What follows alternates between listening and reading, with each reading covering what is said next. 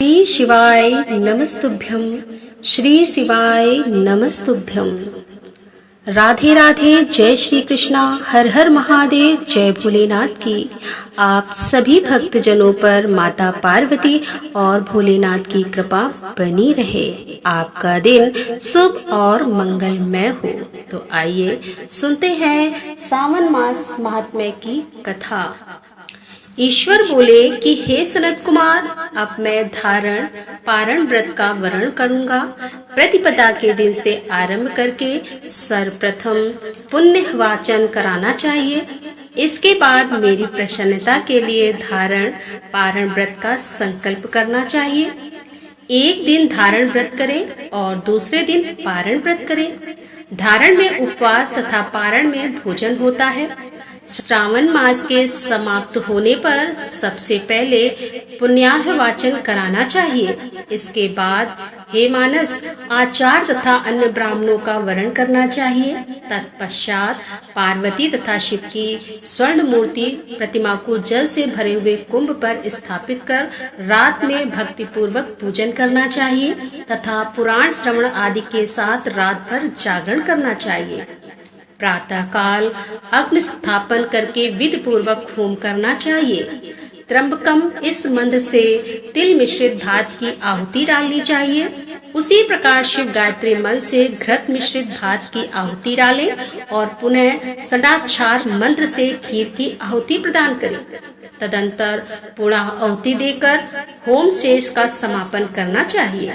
इसके बाद में ब्राह्मणों को भोजन कराना चाहिए तथा साथ ही आचार्य की पूजा करनी चाहिए। हे महाभाग, इस प्रकार से उद्यापन संपन्न करके मनुष्य ब्रह्म हत्या आदि पातकों से मुक्त हो जाता है, इसमें कोई संदेह नहीं है। अतएव इस महाव्रत को अवश्य करना चाहिए। हे मुने, अब श्रावण मास के उपवास की विधि को आदर पूर्वक सुनिए। प्रतिपदा के दिन प्रातः काल इस व्रत का संकल्प करें। स्त्री हो या पुरुष मन तथा इंद्रियों को नियंत्रित करके इस व्रत को करें।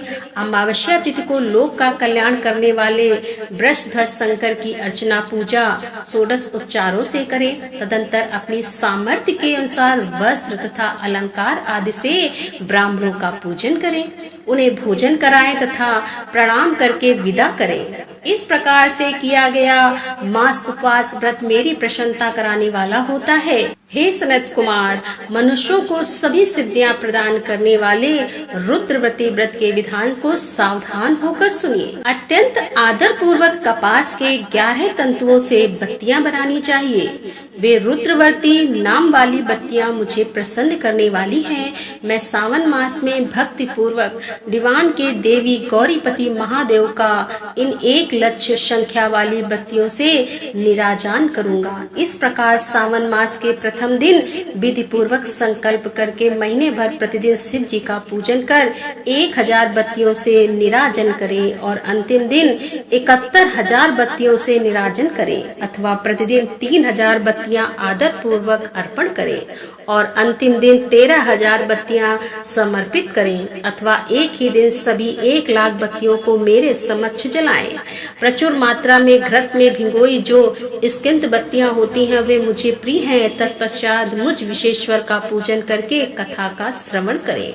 सनत कुमार जी बोले कि हे देवादिदेव, हे जगन्नाथ, हे जगदानंद कारक, कृपा करके आप मुझे इस व्रत का प्रवर्त बताएं। हे प्रभु, इस व्रत को सर्वप्रथम किसने किया तथा इसके उद्यापन में क्या विधि होती है? तब ईश्वर बोले कि हे ब्रह्मपुत्र, व्रतों में उत्तम इस रुद्रवर्ती व्रत के विषय में सावधान होकर सुनिए। यह व्रत महापुण्य प्रद, सभी उपद्रवों का नाश करने वाला, प्रीति तथा सौभाग्य देने वाला, पुत्र पौत्र समृद्धि प्रदान करने वाला, व्रत करने वाले के प्रति शंकर जी के प्रति उत्पन्न करने वाला तथा परम पद शिवलोक को देने वाला है। तीनों लोकों में इस रुद्रवर्ती के समान कोई उत्तम व्रत नहीं है। इस संबंध में लोग यह प्राचीन दृष्टांत देते हैं कि सिप्रा नदी के समय रम्य तट पर उज्जैनी नामक सुंदरी नगरी थी। उस नगरी में सुगंधा नामक एक परम सुंदरी वीरांगना थी। उसने अपने साथ सजर के लिए अत्यंत दुष्ट शुल्क निश्चित किया था। 100 स्वर्ण मुद्रा लेकर ससर करने की शर्त रखती थी। उस सुगंधा ने युवकों तथा ब्राह्मणों को भ्रष्ट कर दिया था। उसने राजाओं तथा राजकुमारों को नग्न करके उसके आभूषण आदि लेकर उनका बहुत तिरस्कार किया था। इस प्रकार उस सुगंधा ने बहुत लोगों को लूटा था। उसके शरीर की सुगंध से कोस भर का स्थान सुगंधित रहता था। वह पृथ्वी तल पर रूप, लावण्य और कांति की मानो निवासी स्त्री थी। वह 6 रागों और 36 रागनियों के साथ गायन में तथा उनके अन्य बहुत से भेदों की भी गान क्रिया में अत्यंत कुशल थी। वह नृत्य में रंभा आदि देवांगनाओं को भी तिरस्कृत कर देती थी और अपने एक एक पग पर अपनी गति से हाथियों तथा हंसों का उपहास करती थी।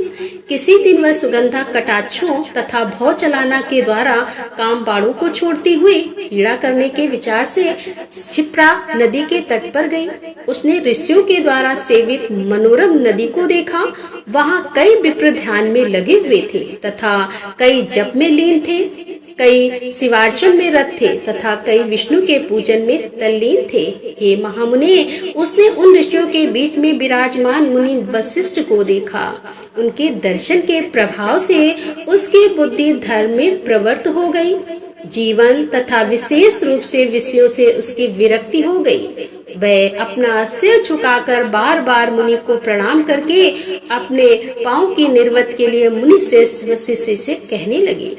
सुगंधा बोली कि हे अनाथ नाथ, हे विप्रेंद्र, हे सर्वाद्य विद्या विशारद, हे योगीश, मैंने बहुत से पाप किए हैं।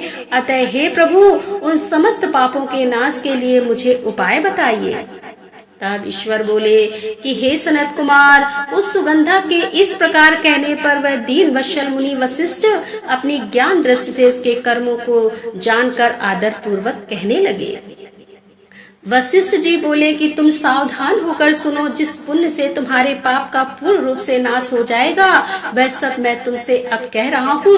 हे भद्रे, तीनों लोकों में विख्यात वाराणसी में जाओ। वहाँ जाकर तीनों लोकों में दुर्लभ महान पुण्य देने वाले तथा शिव के लिए अत्यंत प्रीतिकार रुद्रवर्ती नामक व्रत को उस क्षेत्र में करो। हे भद्रे, इस व्रत को करके तुम परम गति को प्राप्त करोगे। ईश्वर जी बोले कि तब उसने अपना धन लेकर सेवक तथा मित्र सहित काशी में जाकर वशिष्ठ के द्वारा बताए गए विधान के अनुसार व्रत किया। इस प्रकार व्रत के प्रभाव से वह सशरीर उस शिवलिंग में विलीन हो गई। हे सनत कुमार, इस प्रकार जो स्त्री इस परम दुर्लभ व्रत को करती है, वह जिस जिस अभिष्ट पदार्थ की इच्छा करती है उसे निसंदेह प्राप्त करती है। हे शुभ्रत, अब आप माणिक्यवर्तियों का महात्म्य सुनिए। हे विपेंद्र, उन माणिक्यवर्तियों के व्रत से स्त्री मेरे अर्ध आसंस की अधिकारिणी हो जाती है और महाप्रलय पर्यंत वह मेरे लिए प्रिय रहती है। अब मैं इस व्रत की संपूर्णता के लिए उद्यापन का विधान बताऊंगा। चांदी की बनी हुई नंदीश्वर की मूर्ति पर आसीन सुवर्णम भगवान शिव की पार्वती सहित प्रतिमा को कलश पर स्थापित करना चाहिए और विधि के साथ पूजन करके रात्रि में जागरण करना चाहिए। इसके बाद प्रातः काल नदी में निर्मल जल से विधि पूर्वक स्नान करके 11 ब्राह्मणों सहित आचार्य का वरण करना चाहिए और तत्पश्चात रुद्र सूक्त से अथवा गायत्री से अथवा मूल मंत्र से घृत, खीर तथा बिल पत्रों का होम करना चाहिए।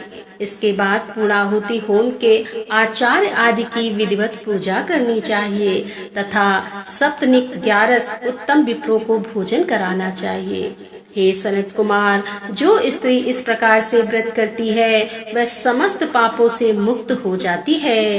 तत्पश्चात विधान पूर्वक कथा सुनकर स्थापित की गई समस्त सामग्री को ब्राह्मण को दे देनी चाहिए। निश्चित रूप से 1000 अश्वमेध यज्ञों का फल प्राप्त होता है। इस प्रकार श्री स्कंद पुराण के अंतर्गत ईश्वर सनत कुमार संवाद में श्रावण मास महात्म्य में धारणा पारणा मासोपवास रुद्रवर्ती कथन नामक चौथा अध्याय पूर्ण हुआ। तो बोलो शंकर भगवान की जय। तो दोस्तों, मिलते हैं अगले अध्याय के साथ। तब तक के लिए राधे राधे, जय श्री कृष्णा, हर हर महादेव, जय भोलेनाथ की।